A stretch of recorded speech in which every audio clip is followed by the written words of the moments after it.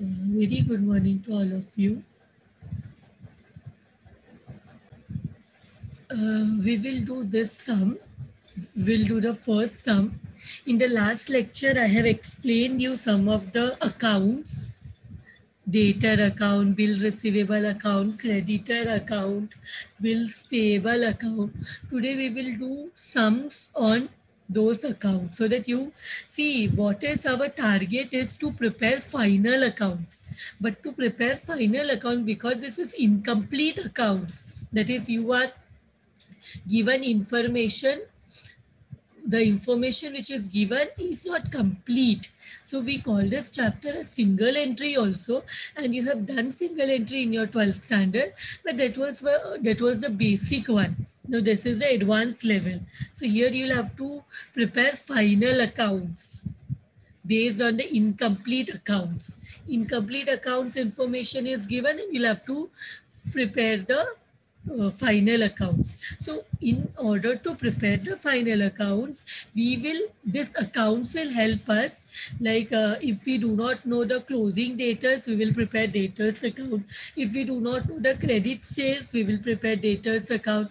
If we do not know the credit purchase, we will prepare creditors account. So that way these accounts will help us.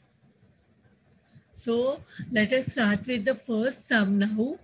Calculate the amount of debtors, sundry debtors as on 31/3/2018. So we'll have to prepare the closing debtors.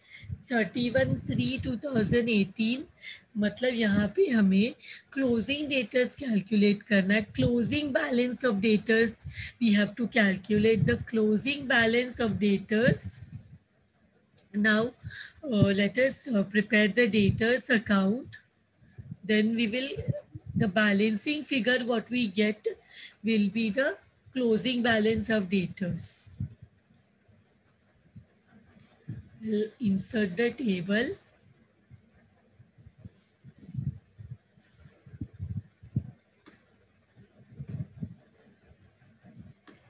So let us give it the title: particular rupees, particulars rupees. So now let us read what information is given to all of us. Firstly, balance as on 1/4/2017. If the closing is 31 March 2018, balance as on 1 April 2017, it is 1st April 2017, 50,000 becomes the opening balance. And debtor, because debtor is a asset have the debit opening balance. Asset have a debit opening balance. So इधर लिखेंगे to balance brought down. Amount is 50,000. Now they say there is a bad debts on the opening balance. Opening balance is 50,000. उसमें there is bad debts. Bad debts से debtor will reduce. Bad debts से क्या होगा? Bad debts means the amount which we will not be able to recover. So if we will not get this 2%, our value of debtor will reduce. Debtor asset debit balance. When asset decreases, हम credit करते हैं. तो debtor कम होता है तो credit, debtor ज़्यादा होता है तो डेबिट. तो यहाँ लिखेंगे बाई बैड डेट्स और कैलकुलेट ओपनिंग बैलेंस का 2%. Opening balance of debtor is 50,000. उसका 2% निकालो. How much you are getting? 1,000. So bad debts is 1,000. Now after bad debts, what is given? Discount to customers. Customers are our debtors. उनको we will give discount. तो उनका balance कम होगा.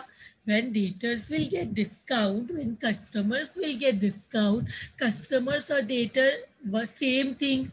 So customers will get discount it debtors will reduce, तो credit side में आएगा bye discount, bye discount. सो ये भी कितना परसेंट है, ओपनिंग बैलेंस दैट इज 50,000 का 1%, 50,000 का 1%, answer comes to 500। Then return from customer, sales return है ये, से जब customers will return the goods, return करेंगे तो उसका पैसा नहीं देंगे, तो debtors, even here debtors will reduce, debtor debit balance because asset, पर डेटर कम होता है तो हम क्रेडिट में लिखते हैं by returns, will write it as by returns.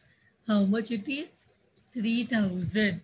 Now collection from debtors, debtors पैसा दे रहे, debtors are paying us amount money. So debtor जब पैसा देंगे, डेटर जब अपना उधार चुकाएंगे, when the debtors will give money, तो डेटर्स जब इंक्रीज होता है तो डेबिट, डेटर पैसा देंगे तो डेटर का उधार कम होगा। When debtors will return their money, repay their money, their balance will reduce. समझ में आ रहा है, जितना बैलेंस पेबल है डेटर्स ने, जितना, see who are the debtors, those purchase from the business, from the company for credit, जैसे जैसे they will return their money, they will repay their money, their balance will decrease. So balance debtors कम होता है तो credit में लिखना है, तो यहाँ लिखेंगे by cash bank account. What is this, this is collection, debtor से पैसा वापस मिल रहा है, collection. So how much it is, 2,30,000. Then we have cash sales. Cash sales will come in the trading account and it will come in the cash book. What do you mean by cash sales? Cash sales means हमने cash में cell किया, that you are selling goods and taking cash and receiving cash. Cash sales means when the company sells goods to outsider for cash, goods बेचा cash मिला, cash basis में जब भी trading होता है तो उसको हम बोलते हैं कैश सेल्स। डेटर अकाउंट में इफेक्ट नहीं होता कैश सेल से, कैश सेल से कैश बुक में इफेक्ट होता है। एंड हम फाइनल अकाउंट बनाते वक्त cash sales and credit sales को ऐड करेंगे तो हमें टोटल सेल्स मिलेगा। कैश सेल्स और क्रेडिट सेल्स को ऐड करेंगे तो हमें मिलेगा total sales, which will come in the trading account credit side during preparation of final account. So here to balance bought down, ठीक है। अभी हमें यहाँ पे cash sales will not come in the debtor account, debtor account में cash sales नहीं आता, उसको मैंने हाईलाइट किया है, उसको इग्नोर करना है। इधर हमें क्लोजिंग बैलेंस के लिए this is not going to help. Now credit sales, credit sales से क्या होता है, क्रेडिट से जितना ज़्यादा क्रेडिट में सेल करेंगे उतना ज़्यादा debtors account will increase. The more you sell on credit the more will be the debtors. So debtor जब इंक्रीज होता है, मोर होता है, that the amount of debtor increases, we write in the debit side. So to credit sales, this will come here, to credit sales 2,50,000. Now close the debtor account. Debtor account को close करो, debtor account को close करो. Which side is heavy? We can see that the debit side is heavy, 3 lakh. And now see what balance we are getting. Remember the closing balance of assets, that is कोई भी asset होगा तो उसका closing balance credit में रहेगा, because closing balances are shown in the opposite side by balance carry down. यही पूछा है हमसे, See how much amount is coming. 2,33,000. 2,30,000 plus 3 is 2,30,000. 2,33,000. 500. 2,34,500. So minus करो 3 लाख से 2,34,500. How much is the balance, मतलब debtor से कितना पैसा मिलना बाकी है. 3 लाख में से हमने 230 फिर 3,000, दैट इज 2,33,000. 2,33,000. 2,33,500. 2,34,500 माइनस किया तो what balance we get. 65,500. So the debtor balance is 65,500. This much अभी भी डेटर से मिलना बाकी है. डेटर से जितना मिल गया उसके बाद इतना मिलना अभी भी बैलेंस है. That is the closing balance and that is what asked in the question. 31/3/2018 calculate the amount of sundry debtors as on 31/3/2018. That is the closing balance. So our sum is done. This sum is done. Now let us do the next sum. Mr. Vikas gives you the following information to find out total sales. अब ये सम में हमें total sales find out करना है. What is total sales? Total sales is credit sale plus cash sales. Cash sales plus credit sales is total sales. तो यहाँ पे लिख सकते हैं टोटल सेल्स क्या होता है.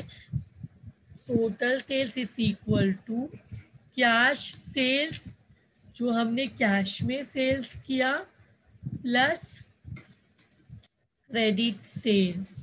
जब ये दोनों को ऐड करेंगे तो हमें मिलेगा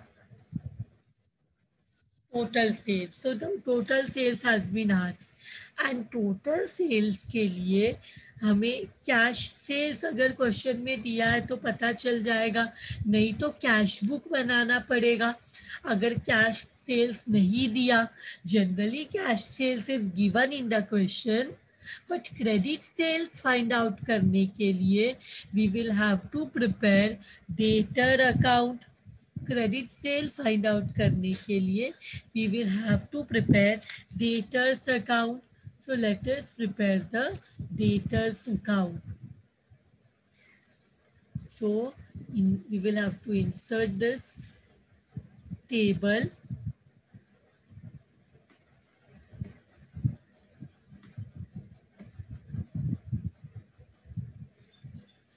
So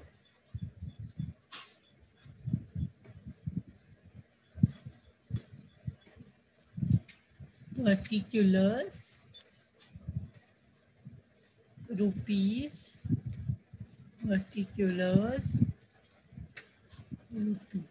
Now let us start. सबसे पहले balance on 1/4/2017. This is opening balance and debtor is a asset. Asset हमेशा डेबिट साइड में होता है. asset का बैलेंस डेबिट बैलेंस होता है. तो to balance brought down 70,000. To balance brought down 70,000. Now after balance what is given? Bills receivable received. When bills receivable मिलता है, डेटर जब बिल रिसीवेबल में कन्वर्ट होता है तो what happens? डेटर का वैल्यू कम होता है. Whenever debtors are converted into bills, debtor कम होता है और बिल्स क्रिएट होता है. तो यहाँ लिखेंगे बाय, मतलब डेटर कम होगा तो हमें कहाँ लिखना पड़ेगा? क्रेडिट साइड में. सो डेटर कम हो गया as bills receivable got created. तो यहाँ लिखेंगे 47,000 because debtor got converted into bills receivable. Now collection from debtors. डेटर से जब पैसा मिलेगा तभी भी डेटर कम हो जाएगा. डेटर ने जो उधार लिया था, that they are paying off, so debtor will become less. Debtor whenever increases debit, debtor whenever decreases credit. So इधर लिखेंगे by cash bank account. What is happening here? Collection.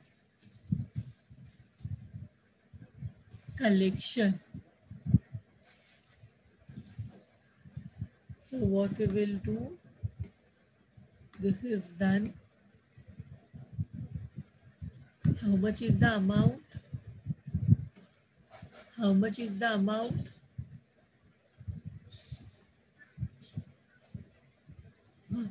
So the amount is how much?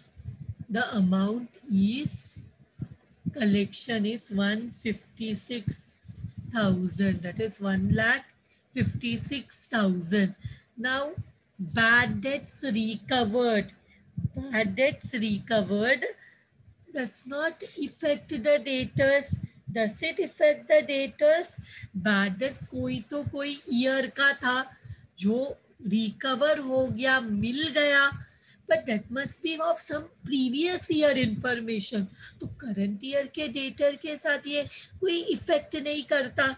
Bad debts recovered is the income and it will come in the profit and loss account credit side. that income मिला, because this does not relate to the current year debtors. some previous year के debtors ने पैसा चुका दिया, तो ये तो हम profit and loss account credit side में मेंशन करेंगे कि बैड डेट्स रिकवर हुआ है, मिला है. But normally when we get the bad debts, it's for some previous year का बैड डेट्स रिकवर हुआ. So this will not come anywhere.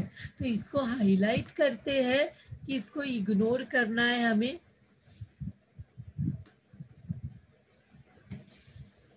तो हाईलाइट किया that we will not include it here.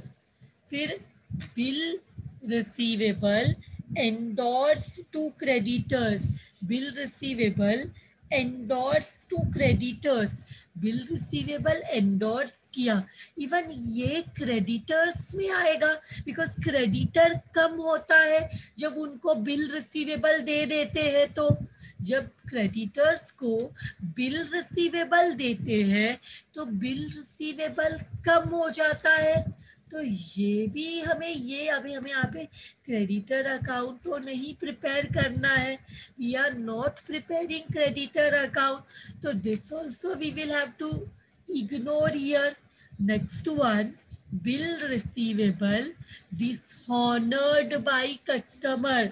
जब bill receivable dishonour होगा तो वो फिर से डेटर ट्रीट होगा. When bill receivable is dishonoured, देखो ड्यू डेट में बिल रिसीवेबल ऑनर होगा या डिसऑनर होगा. ऑनर होगा तो कैश बैंक अकाउंट में पैसे आएगा, कैश बुक में पैसे आएगा. डिसऑनर हुआ मतलब तो हमें इसको डेटर कंसीडर करना है. Debtor will increase. अगर बिल रिसीवेबल डिसऑनर हुआ तो what will happen? When bill receivable will dishonour, जब बिल रिसीवेबल डिसऑनर होगा तो क्या हो जाएगा? When bill receivable dishonor, our debtor will increase. कितने का डिसऑनर हुआ है?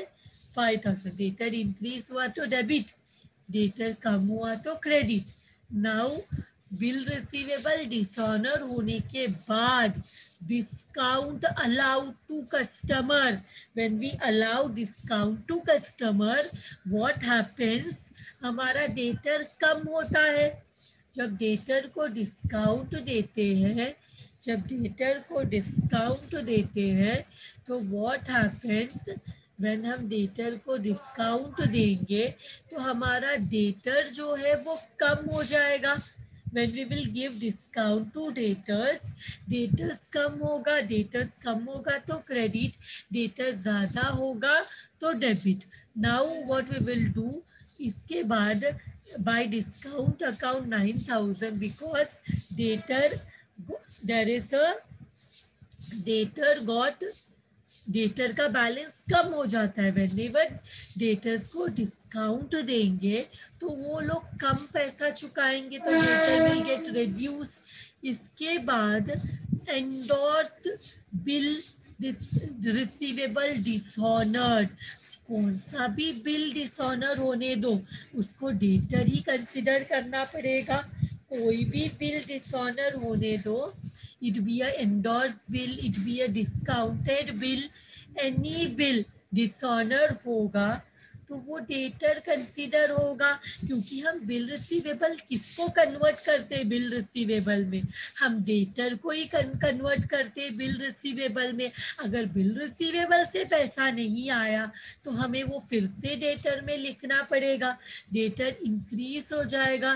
बीइंग बिल, अभी बिल रिसीवेबल अकाउंट लिखना पड़ेगा, बिल रिसीवेबल अकाउंट और ब्रैकेट में endorse bill, endorsed bill dishonoured, endorse bill dishonoured लिखा। तो यहाँ पे what is that amount 3000, what is that amount 3000। now next one is endorsed, कोई भी बिल डिसऑनर हुआ मतलब अभी हमें डेटर्स में उसको लिखना पड़ेगा, बिकॉज अगर पैसा डिसऑनर मतलब पैसा नहीं मिल रहा है, पैसा नहीं मिल रहा है तो हम उसको नहीं चाहिए रहने दो पैसा बोल के नहीं छोड़ सकते हैं, हमें वो पैसे तो चाहिए। तो bill receivable are actually debtors. अगर बिल का लाइफ खत्म हुआ और पैसा नहीं मिला तो उसको हमें डेटर्स में ही लिखना पड़ेगा। तो यहाँ पे what we will do, see sales return, sales return में क्या है, सेल्स रिटर्न में sales return. Now tell me, जब सेल्स रिटर्न होगा तो डेटर वो पैसा नहीं चुकाएंगे, because the sales got sales return हो गया है। तो यहाँ लिखेंगे सेल्स रिटर्न से डेटर कम होता है, सेल्स जब रिटर्न करेंगे डेटर जब भी कम होगा तो क्रेडिट, डेटर जब भी इंक्रीज होगा तो debit, because debtor is a asset, asset is a debit balance. Asset में जब भी असेट इंक्रीज होगा, डेटर इंक्रीज होगा तो डेबिट, डेटर डिक्रीज होगा तो क्रेडिट। अगर डेटर सेल्स बोलेंगे ये नहीं चाहिए हमें, डेटर्स को हमने सेल किया और डेटर्स ने उसको रिटर्न किया तो हमारा डेटर्स कम होगा, हमें जो रिटर्न किया उसका पैसा नहीं मिलेगा, तो we will write in the credit side. Now bills receivable discounted, हम बिल रिसीवेबल को क्या करेंगे, डिस्काउंट करेंगे। तो again this does not effect our debt, 1 minute, this does not effect our debtors. Bill receivable जाके डिस्काउंट करो bank में तो ये हमारे डेटर को थोड़ी इफेक्ट करेगा। बिल रिसीवेबल डेटर को तो हमने जो डेटर को बिल रिसीवेबल में कन्वर्ट किया वो 47,000, अब उसका जो भी हाल हो अगर डिसऑनर होगा तो डेटर में क्रिएट होगा, अभी डिस्काउंट होगा तो वो डेटर को इफेक्ट नहीं करेगा, that will not effect the debtor. Now discounted bill receivable dishonored, whenever bill receivable will be dishonored, it be a endorsed bill, it be a normal bill receivable, it be a discounted bill receivable। कोई भी bill receivable से पैसा नहीं आ रहा है तो वो debtor में कन्वर्ट होगा। डिसऑनर का मीनिंग क्या है, कैंसल कर दिया, पैसा नहीं मिला, बिल रिसीवेबल से पैसा नहीं मिला तो it has to be return in the debtor. तो वो डिस्काउंटेड बिल डिसऑनर होने दो या कोई भी बिल डिसऑनर होने दो, that has to be shown in the debtor, debtor increase हो जाएगा। बिल रिसीवेबल ब्रैकेट में लिखेंगे discounted bill, discounted bill dishonoured, discounted bill dishonoured. Bill dishonour होगा तो it will effect our debtor, मतलब पैसा नहीं मिला, पैसा नहीं मिला तो हमें वो डेटर बिल रिसीवेबल से पैसा नहीं मिला तो that has to be treated as debtor. Next debtor का क्लोजिंग बैलेंस दिया है, debtor is a asset, asset का closing asset is a debit balance, और क्लोजिंग बैलेंस हमेशा ऑपोजिट साइड में होता है. Closing balance is always shown in the opposite side. अगर लाइबिलिटी रहेगा तो लाइबिलिटी का क्लोजिंग बैलेंस इधर डेबिट में आएगा, असेट रहेगा तो असेट का क्लोजिंग बैलेंस क्रेडिट में आएगा. तो by balance, closing balance is always shown on the opposite side. Debit balance है तो क्रेडिट में बताएंगे, क्रेडिट बैलेंस है तो डेबिट में बताएंगे. तो 82,000. Now close this account. देखो कौन सा side is heavy. We can see that the credit side is heavy. The credit side is heavy. 82,000 plus 11,000 plus 9,000 plus 1,56,000 plus 47,000. We get 3,05,000. Are you getting this amount? 3,05,000.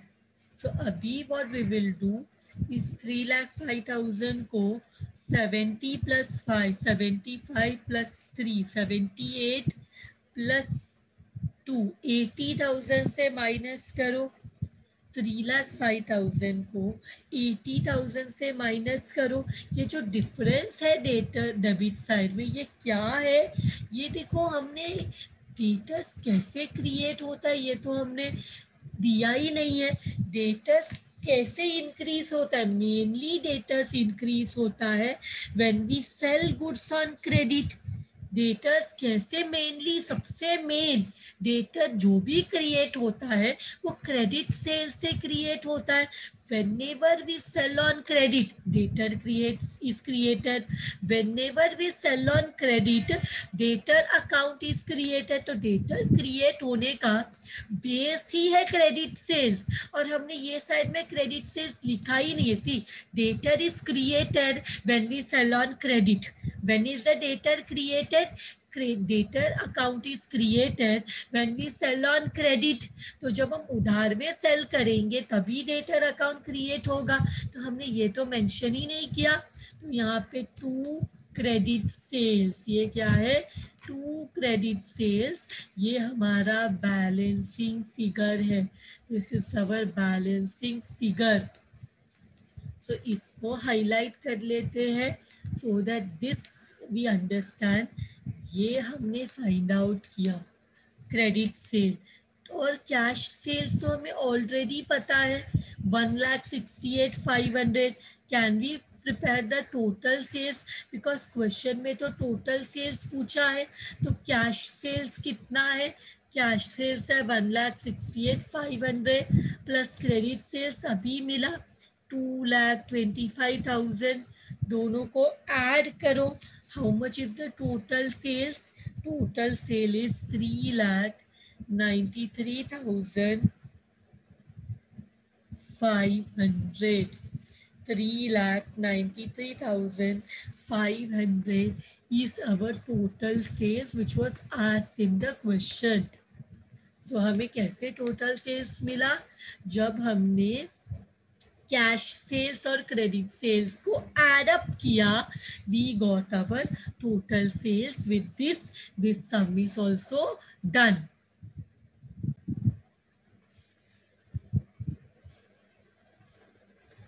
So again they say Mr. Ranjit supplies you the following information. Find out total purchase. तो हमें क्या करना है? यहाँ पे purchases find करना है. And total purchase मतलब, टोटल परचेस मतलब दो चीज आएगा इधर.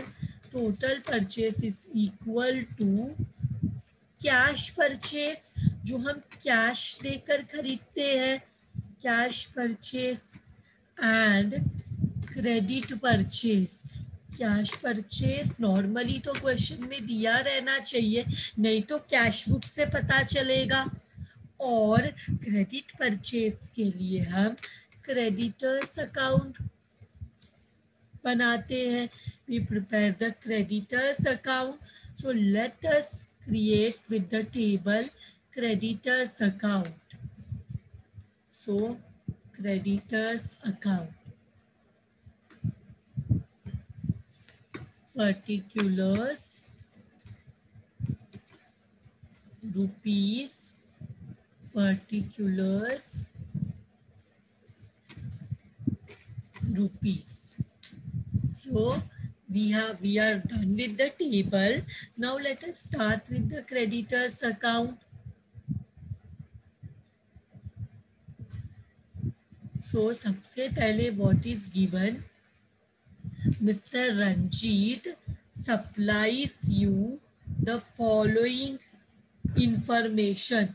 Now here now little thing is missing from my side. Creditors on 1/4/2017 81,000. So ये क्या है?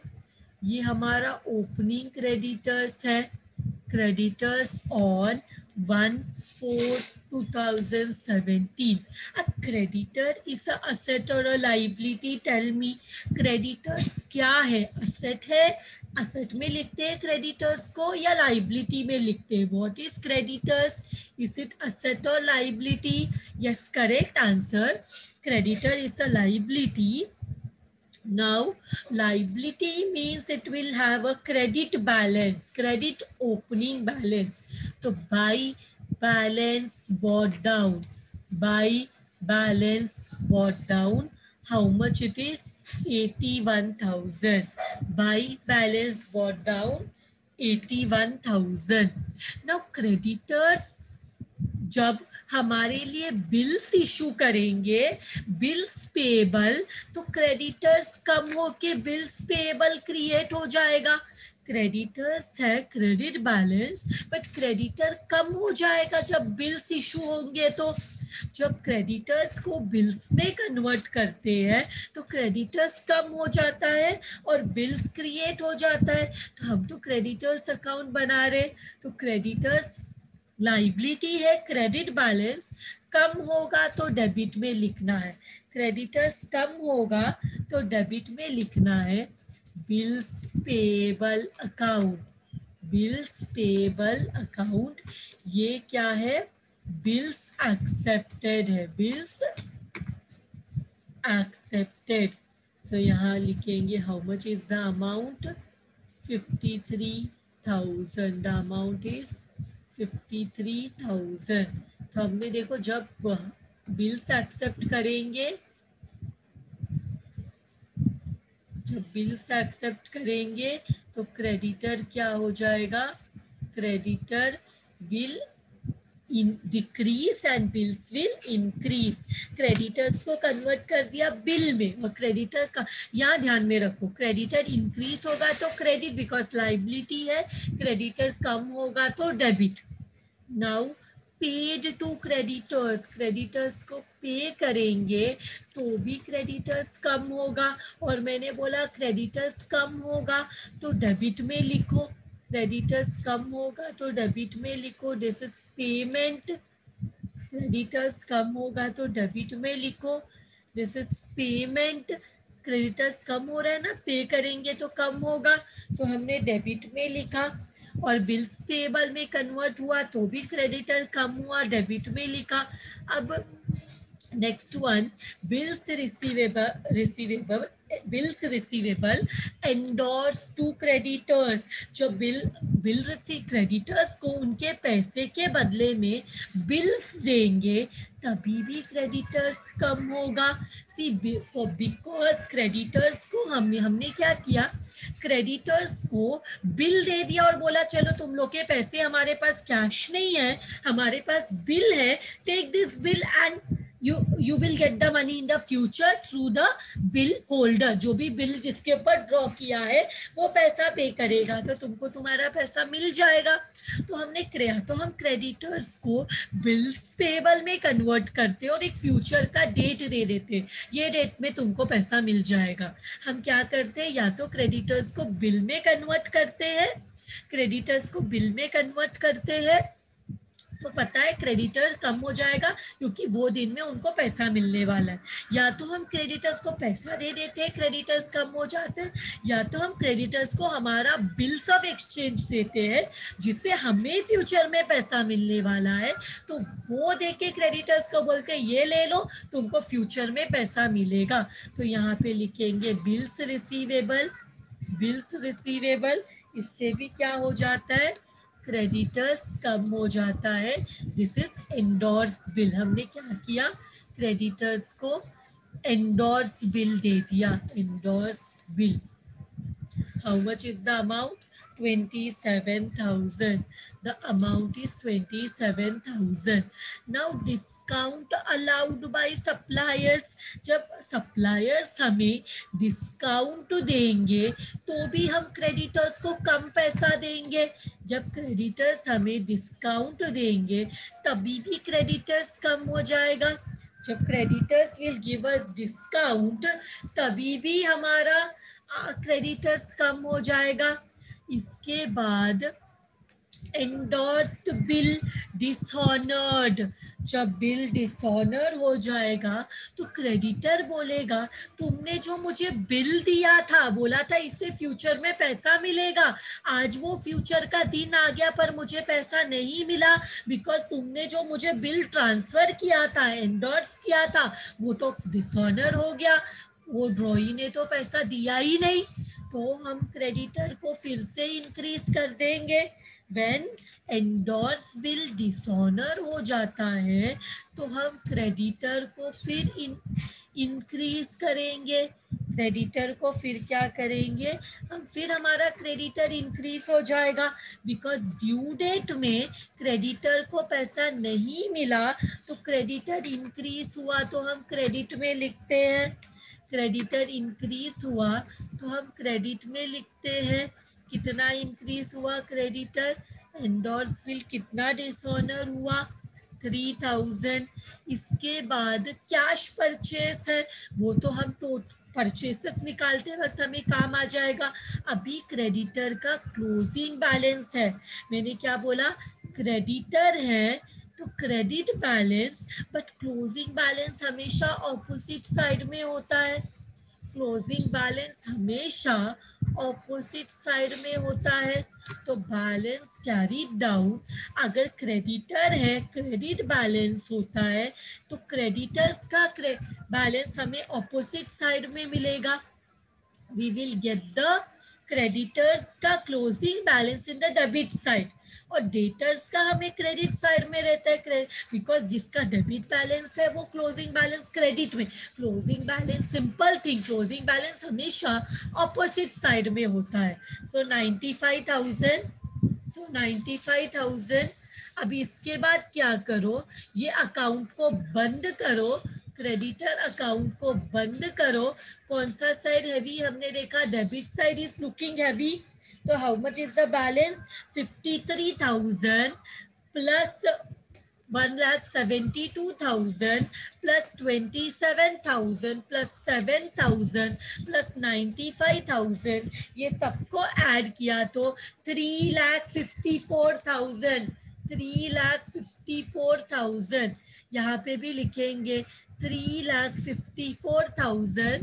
तो हमें क्या मिल जाएगा, हमें माइनस करो 84,000 माइनस करो 3,54,000 से, तो हमें कितना मिलेगा, 2,70,000 मिलेगा।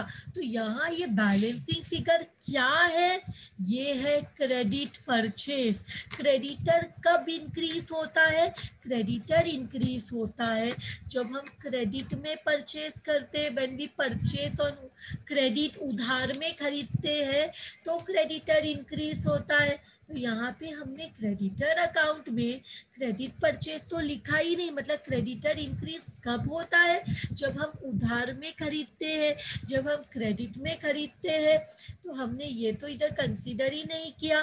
तो इधर दो चीज है, कैश परचेस है 197,800 और क्रेडिट परचेस है 2,70,000। दोनों को ऐड करो, 1,97,800 plus 2,70,000 thousand, we get 4,67,000, 4,67,800. This is total purchase. Total purchase. With this sum is also done. So now this next sum we will do.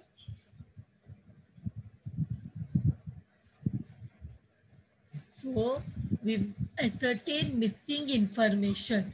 तो यहाँ पे हमें बिल रिसीवेबल का इंफॉर्मेशन दिया है. तो let us find out the information of bill receivable.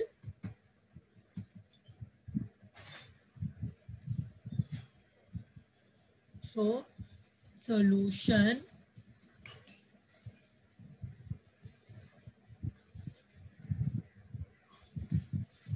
So here we will write, we will now bills receivable account prepared करते हैं. Bills receivable account. तो बिल रिसीवेबल अकाउंट अभी इंसर्ट करते हैं टेबल. देखो फाइनल अकाउंट के लिए ये सब हमें है ना, फाइनल अकाउंट में ये सब इंफॉर्मेशन से फाइनल अकाउंट के लिए ये सब अकाउंट प्रिपेयर करना पड़ेगा. इसलिए we are doing this small small account because single entry जब हम बिगर सम्स करने जाएंगे ना तो you will understand it is very big chapter. पर अगर तुम्हारा ऑनलाइन एग्जाम होगा तो तुम लोग को उतने बड़े सम्स नहीं आएंगे, ऐसे ही छोटे छोटे चीजें आएंगी एग्जाम में. So bill receivable is the asset. Bill इससे भी छोटा एक्चुअली में एग्जाम में आएगा अगर ऑनलाइन एग्जाम होगा तो. So bill receivable, bill receivable is the asset. Asset का ओपनिंग बैलेंस किधर होता है? डेबिट साइड में होता है. To balance brought down. So यहाँ पे ओपनिंग बैलेंस कौन सा है? 31/3/2018 या 31/3/2017? ओपनिंग बैलेंस कौन सा है? 18 वाला या 17 वाला? Which is the opening balance? Opening balance is 2017. ये साल 2017 के अगले दिन दैट इज 1 अप्रैल को स्टार्ट हुआ और 31 मार्च 2018 को एंड हुआ. तो यहाँ पे हम ओपनिंग बैलेंस में 16,000 लिखेंगे और क्लोजिंग बैलेंस भी दिया है हमें. क्लोजिंग बैलेंस हमेशा ऑपोजिट साइड में रहता है. तो सॉरी टू लिख के बनने में मुझे क्या लिखना चाहिए? By balance carried down. What is the closing balance? Closing balance is 20,000. तो हमें ओपनिंग बैलेंस हो गया, क्लोजिंग बैलेंस हो गया. अभी क्या है? हमें बिल्स कलेक्टेड दिया, मतलब पैसे मिल गया ये बिल का. तो bill is a asset. Asset bill receivable. इसको जब पैसा मिलेगा तो ये कैंसल हो जाएगा बाई कैश बैंक. कलेक्शन क्या मिला हमें? कलेक्शन मिला, पैसा मिल गया. तो यहाँ लिखेंगे कलेक्शन. कितना पैसा मिला? 21,000. इसके बाद क्या किया? बिल्स को एंडोर्स किया. बिल्स को क्या किया? एंडोर्स किया, मतलब क्रेडिटर्स को दे दिया. तो बिल्स तो कम होगा ना. यहाँ लिखेंगे बाई बिल्स. इधर लिखेंगे, क्या लिखेंगे? बाई. यहाँ पे किसको एंडोर्स करते हैं? क्रेडिटर्स को. यहाँ पे लिखेंगे एंडोर्स किया. How much is the amount? 50,000. इसके बाद क्या है? इसके बाद bills receivable retained dishonoured. Bill receivable dishonour होगा तो भी कम होगा. बिल रिसीवेबल दोनों सिचुएशन में कम होता है. कलेक्शन होने पे भी कम होता है, पैसा मिलता है. और डिसऑनर होने पे भी किसको मिलता है? डिसऑनर होने पे हम डेटर्स करके लिखते हैं और यहाँ लिखेंगे डिसऑनर्ड. डिसऑनर्ड. पैसा मिलता है तो कैश बैंक, डिसऑनर होता है तो डेटर्स, बिकॉज डेटर इंक्रीज होता है. और लास्ट में दे से दैट बिल रिसीवेबल है 1 लाख का. बिल रिसीवेबल है 1 लाख का लेकिन मिला, डिस्काउंट ग्रांट किया 4,000 का, तो बिल रिसीवेबल से कितना पैसा मिला रहेगा? बिल रिसीवेबल को हमने बोला तुरंत डिस्काउंट दिया और बोला कि तुम 1 लाख का बिल है, 4,000 कम दो, तो हमें कितना कैश मिलेगा? हमें कैश बैंक मिलेगा 96,000। समझ में आया?